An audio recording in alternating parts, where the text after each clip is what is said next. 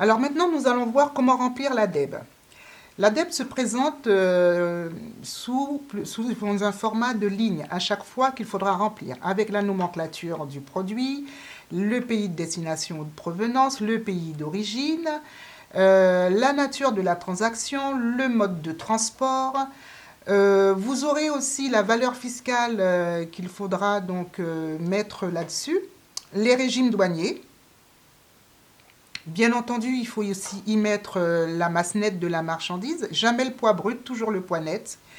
Et les unités supplémentaires, si c'est nécessaire, compte tenu du fait que quelques nomenclatures demandent la quantité de marchandises que l'on importe.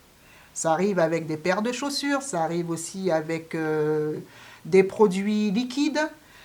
Et après, donc, je vais vous demander, pour la nature de la transaction, de vous reporter sur le petit tableau qui est dans le cours et dans lequel vous aurez à chaque fois le code à inscrire en face de la nature de transaction, qui correspondra donc à la demande.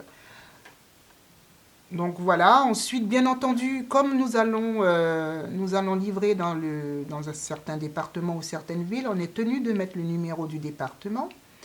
Et bien entendu, il faut aussi mettre le numéro de TVA de l'acquéreur. Donc il a un numéro de TVA communauté européenne.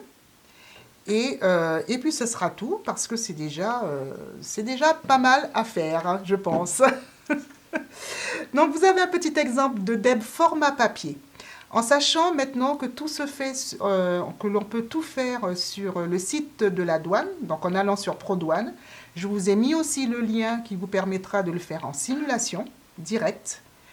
Et vous pourrez à ce moment-là aussi saisir des lignes pour voir comment ça se passe et après ça vous donnera le total de votre DEB mensuel. Nous en avons terminé maintenant avec la méthode permettant de remplir la DEB et nous allons passer au cas pratique.